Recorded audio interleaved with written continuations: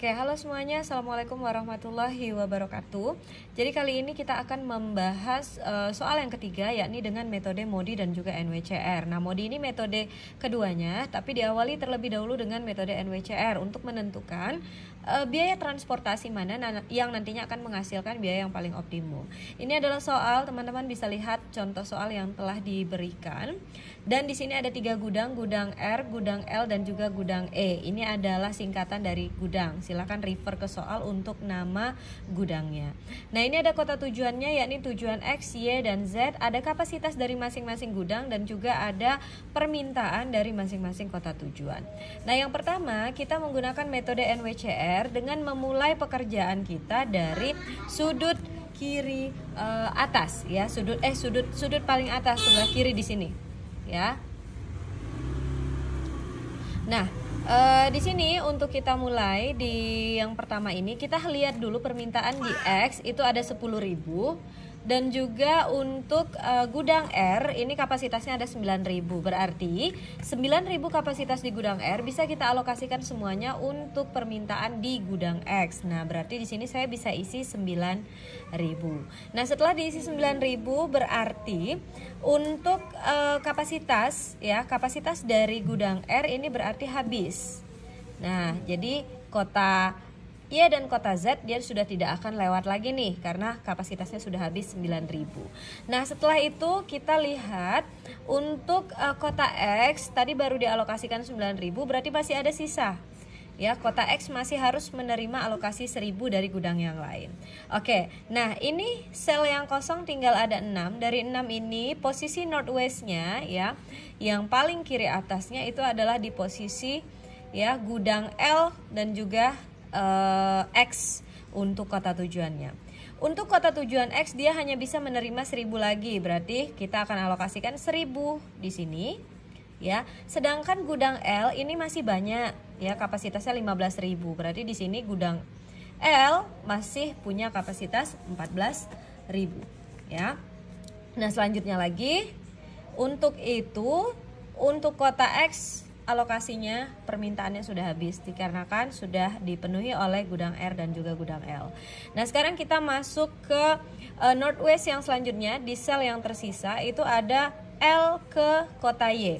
Ya, untuk L ke kota Y di sini Y memerlukan permintaan 8.700 dan L ini punya alokasi ataupun kapasitasnya 14.000. Berarti sebanyak 8.700 ini sudah bisa dipenuhi oleh gudang L. Ya, berarti kapasitas permintaan yang ada di kota Y ini juga sudah habis ya. Dan tidak ada lagi. Makanya di gudang E kita coret karena sudah habis dan dipenuhi semuanya oleh gudang L. Oke, nah sisanya di sini ya, gudang L masih memiliki sisa sebesar 5.300.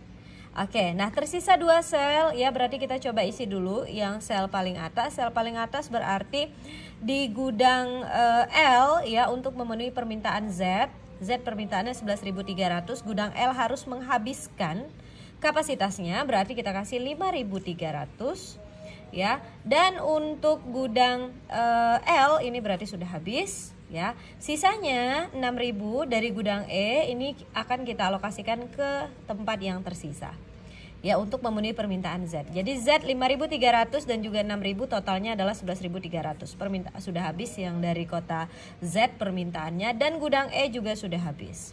Nah, ini adalah hasil dari NWCR ya, yang mana nilai-nilai yang telah kita alokasikan ya, yang akan dilalui oleh transportasi ini akan kita lanjutkan dengan perhitungan MODI.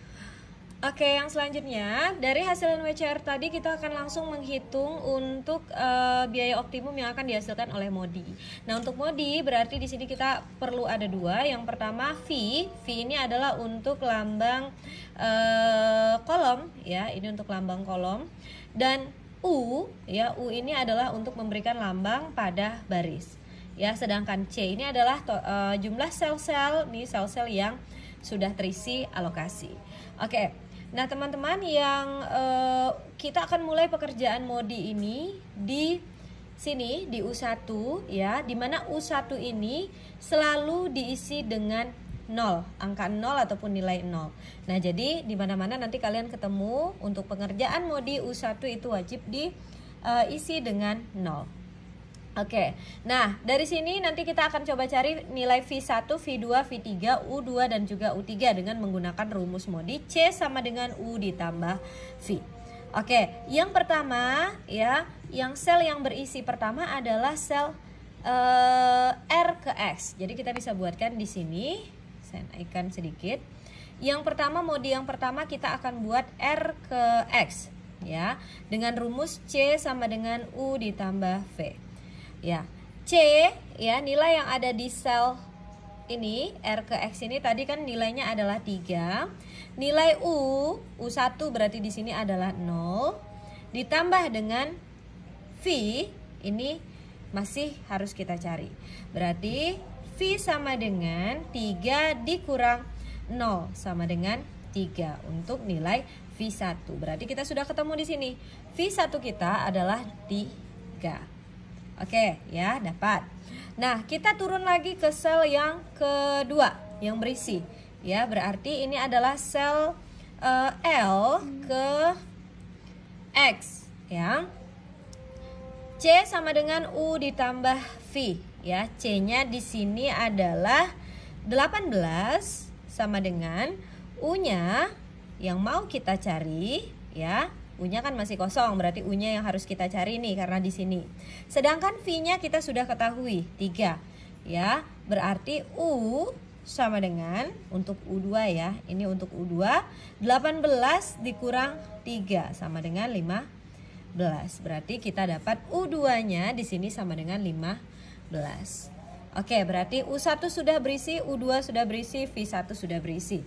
Nah, sekarang kita cari sel berikutnya yang terisi C-nya, yakni L ke Y. Ya, berarti di sini saya buat L ke Y sama dengan L ke Y di sini C sama dengan U ditambah V. C-nya adalah 6. U-nya sudah diketahui 15 ditambah V-nya masih harus dicari. Berarti di sini V yang keberapa? V2. Ya, V2-nya adalah 6 dikurang 15 sama dengan min 9. Ya, berarti V2 kita negatif, yakni negatif 9. Oke. Nah, sekarang V2 sudah berisi, berarti yang kosong sisa U3 dengan V3. Nah, kita punya di sini sel untuk mengisi V3. Yang pertama kita kerjakan sel L ke Z. Ya, berarti L ke Z. C sama dengan U ditambah V. C-nya adalah yang L ini 16. Ya. Yang mau kita cari adalah V-nya, berarti U-nya 15. Ya, ditambah V. Jadi V sama dengan ini V berapa? Ini V3 ya. Kita bisa dapatkan V3. V3-nya sama dengan 16 dikurang 5 sama dengan 1. Berarti kita bisa isi V3-nya adalah 1. Nah, V yang terakhir U yang terakhir maksudnya yang ini masih kosong, berarti kita lari ke E ke Z ya. E ke Z dengan rumus yang sama, C sama dengan U ditambah V ya. 21 C-nya, U-nya masih diketahui ditambah V-nya 1 ya. Berarti U sama dengan 21 dikurang 1 sama dengan 20. Oke, U3 sama dengan 20. Nah, selesai tahapan awal kita mengerjakan modi dengan mencari U1, U2, U3 dengan V1, V2, dan V3. Oke, jadi tadi untuk nilai sel yang sudah diisi kita sudah dapatkan ya. Kita sudah dapatkan nilainya sehingga kita sudah dapat nilai U dan juga nilai V-nya. Sekarang kita cari lagi untuk nilai E-nya. Nilai E ini digunakan untuk menghitung nilai-nilai sel yang kosong tadi. Ya, untuk nantinya kita bisa menghasilkan biaya yang optimum. Nah, sel yang kosong yang pertama adalah R ke Y. Ya, ini rumusnya tadi saya tanda di sini. Untuk yang kosong pertama adalah R ke Y. Untuk R ke Y, coba perhatikan di sini. Nilai C, karena rumusnya C ya, R ke Y ini nilai C, C-nya adalah 9 ya. Dikurang nilai U-nya berapa? 0 ya. Dikurang lagi nilai V-nya minus 9 ya, berarti 9 dikurang 0 dikurang minus 9 ataupun ditambah dengan 9, ini totalnya adalah 18 ya. Berarti ini sel kosong pertama sudah ya. Dan selanjutnya R ke Z. R ke Z nilainya adalah 20 dikurang ya 0 dikurang lagi V-nya adalah 1 sama dengan 20 dikurang 1 sama dengan 19. Oke, 2 ini sudah. Sisa 2 ini lagi. E ke X ya. E ke X ini nilainya C-nya 5 dikurang nilai U-nya 20 dikurang lagi nilai V-nya adalah 3 ya. 5 dikurang 20 dikurang 3 sama dengan min 18. Nah, yang terakhir dari E ke Y. E ke Y sama dengan 12 C-nya dikurang 20 dikurang ya. Ininya lagi min 9. Oke, ini nilainya adalah 1. Oke, coba perhatikan nilai E yang ada di sini. Dari 4 nilai E ini, jika nilai E ini sudah menghasilkan angka yang positif semua, ya, maka pengerjaan untuk biaya optimum Anda selesai di sini. Jadi sudah boleh langsung diperhitungkan untuk biaya transportasinya. Tetapi jika seperti ini masih ada nilai negatif, ini ada nilai negatif ya, kita harus melakukan langkah stepping stone. Tapi dia tidak serumit stepping stone, hanya melakukan stepping stone ya untuk nantinya menghitung biaya transportasinya. Oke, kita coba untuk melakukan stepping stone ya. Untuk E ke X berarti kita balik ke sini lagi.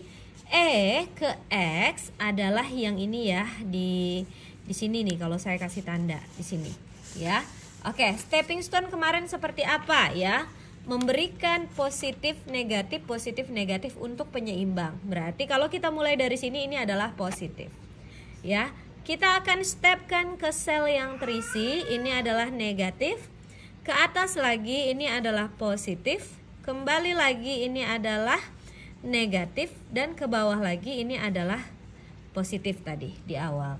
Nah, dari 4 sel yang kita stepping stone kan, kita cari nilai yang paling rendah pengalokasiannya. 1000, 5300 sama 6000, yang paling kecil adalah nilai 1000.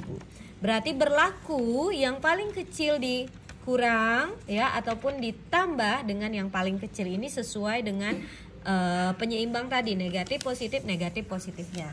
Oke, kita buatkan stepping stone-nya untuk yang baru ya. Di bawah ini saya akan buatkan lagi. Oke teman-teman, sebelum dimasukkan ke dalam tabel yang baru, kita coba hapus-hapus dari sini saja pengurangan dan penambahannya. Berarti kita ambil angka yang paling minimumnya berarti kita ambil angka 1000, karena diantara yang mau kita steppingkan ini yang paling minimum. Berarti ya seperti ini kan, di sini plus ya, berarti ini akan kita tambah dengan 1000. Yang ini minus, berarti akan kita kurang dengan 1000 menjadi 0. Yang ini ya 5300 akan kita tambah lagi dengan 1000 menjadi 6300. Yang ini 6000 akan kita kurangkan dengan 1000 menjadi 5000. Oke ya, kita buatkan kalau mau lihat detailnya yang di bawah ini.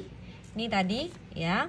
Hasilnya berarti di sini berubah menjadi 0, di sini menjadi 1000, di sini juga tadi tetap ya, karena di stepping yang ini menjadi 6300 karena ada penambahan 1000, dan ini menjadi 5000 karena ada pengurangan 1000. Nah, dari sini kita tinggal menghitung yang namanya total cost-nya. Ya. Nah, untuk menghitung total cost-nya berarti di sini Anda tinggal hitung total cost seperti biasa, di mana saja alokasi-alokasi untuk transportasi ini. Berarti di sini yang pertama 9.000 kita kali dengan 3 ditambah 8.000 kali dengan 6 yang ini ya. Ditambah lagi 6.300 kali 16 ditambah lagi 1.000 dikali dengan 5. Oke, ya. Ditambah lagi dengan 5.000 dikali dengan 21. Oke ya, 9.000 kali 3. Oke, 18. Ini udah habis tadi ya, 18 kali 0 udah habis, berarti 6 dikali 8.700, sorry. Bukan 8.000 ya, 8.700. Baru 6.300 dikali 16 ya. Baru ada nilai 1.000 dikali dengan 5 dan juga 5.000 dikali 21. Nah, jadi ini tinggal kita totalkan saja. Berarti totalnya 9.000 kali 3 ini 27.000 ya. Ditambah 8.700 kali 6 52.200. Nanti teman-teman hitung lagi ya, mudah-mudahan tidak salah. Ditambah 100.800 ditambah 5.000 ditambah 105.000. Nah, ini total keseluruhannya adalah 290.000 atau sesuai dengan soal ini kan dalam ribuan, berarti ini adalah 290 juta rupiah untuk biaya yang paling optimum dengan menggunakan metode MODI dan juga metode NWCR. Nah, gampang sekali kan? Terima kasih semuanya. Assalamualaikum.